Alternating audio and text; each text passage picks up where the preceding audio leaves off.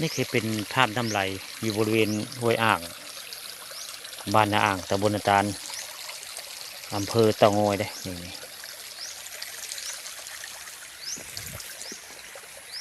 น้ำนี่ไหลมาแต่พุ่นได้มาแต่อ่างเก็บน้ำบ้านนาตาลได้นี่วังห้วยอ่างวังอ่างนี่มองนี่ก็จะเป็นวังหินเด้นี่เป็นวังหินเรียกว่าห้วยอ่างบ้านอ่างแหละผู้ข่าปานคำผสมมื่อนี้พอสิไปผู้ใดไปบริเวณอ่างเก็บน้ำบ้านนาตาลเลยมาแวะเอาภาพบริเวณอ่างวังอ่างบ้านอ่างตะบนนาตาลมาให้เบิ่งมาชมประวัติเรื่องเพิ่นศักดิ์สิทธิ์ได้วังอ่างนี่วังอ่างในตำนานนี่แหละคือวังอ่างที่เจ้ามายืมสินไหมนี่มายืมสินไหมหรือว่ามาสมอิ่วสมลากันนี่แหละนี่วังอ่างนี่เลือกแต่พี่น้องเลยวังอ่างนี่เลือกแต่นี่แหละคือทางเข้าเมืองบาดาลเมืองพญานาคแหละนี่วังอ่างนี่หรือว่าบ้านเมืองของหลวงพ่อวังอ่างละนี่ใครยาวได้อันประภาได้ประภาคือบริวารของหลวงพ่อได้นี่ใครเห็นคลิปผู้ข่าปันคำประชมกับหูจักว่ามงนี่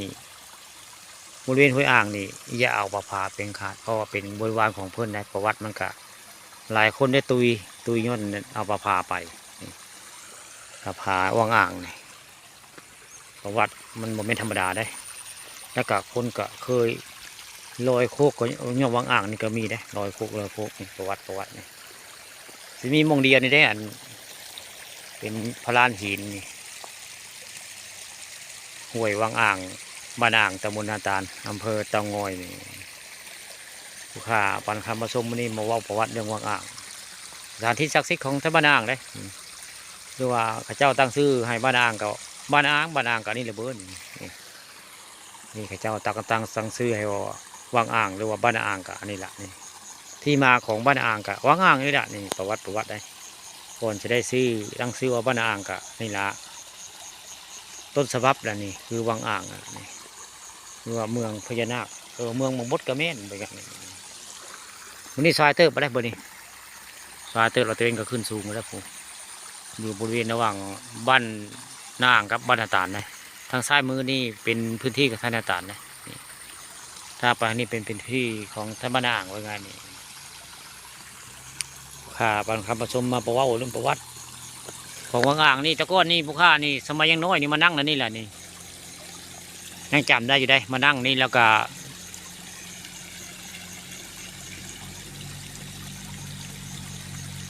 สิมีป่าขึ้นมาให้เห็นนะเป็นหมู่ในป่า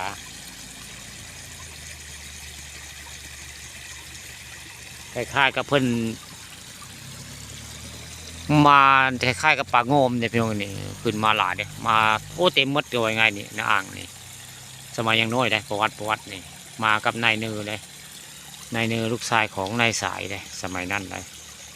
มานั่งบริเวณนี้ละนี่แต่ว่าน้ำดำมอง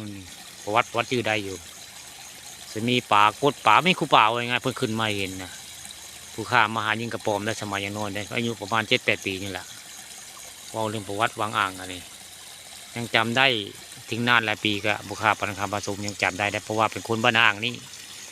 ว่าเรื่องประวัติวังอ่างนี่เพิ่นขึ้นมาเต็มมากเรื่องป่านี่คู่ป่าไว้ไงนี่แต่ผู้ข้าหัวมันศักดิ์สิทธิ์กับบริการยิงมาได้ยิงป่านั่นนี่ป่าวังอ่างนี่แต่ว่าชื่อได้แต่ว่าน้ำดำได้สมัยนะสมอิวสมลากันนี่แหละพี่น้องนี่เอามาป้าไว้ตอนแรงก็ตอนเช้าก็มาเอาหรือว่ามาอยากมายืมสินใหม่กันนี่แหละนี่วังอ่างนี่แหละนี่ประวัติได้นี่แหละคือเป็นประวัติของวังอ่างบ้านอ่างตำบลนาตาลอำเภอตะงอยหรือว่าที่มาของวังอ่างกะมองนี่แหละนี่ถึงไปก็วังเฮืออะไรก็วังเฮือนั่นมองนั้นเขาวังเฮือได้วังเฮือในตำนานคือเฮือทองคำพ้นปิ่นขึ้นมาแล้วก็นายสายได้นายสายบ้านอ่างเอาไปแล้วก็เฮือนี่ก็หายได้มันแล้วก็ได้เฮือทองคำมันหายได้นี่สุดท้ายมาเฮือนี่ก็หายทางเทิงก็คือเป็นวังเรือได้วังเฮือไว้ไง นั่นก็เดียวกันไปกระเจีได้สารนะฮะน่ะสารอยู่ในเพื่อนนะนั่นคือสารเพื่อนละนะสารวางอ่างละนะหมองนี่ห้ามคนเอาได้ป่าบริเวณนี้ห้ามเอาใครเอาคือสิมีอันเป็นไปได้นี่คือวางอ่างบ้านอ่างตำบลนาตาลอำเภอเตางอยที่มาของบ้านอ่างซื้อบ้านอ่างกันนี่แหละวางอ่างนี่แหละต้นฉบับของบ้านอ่างที่มาของซื้อบ้านอ่างกับวางอ่างนี่แหละพี่น้องนี่เลือก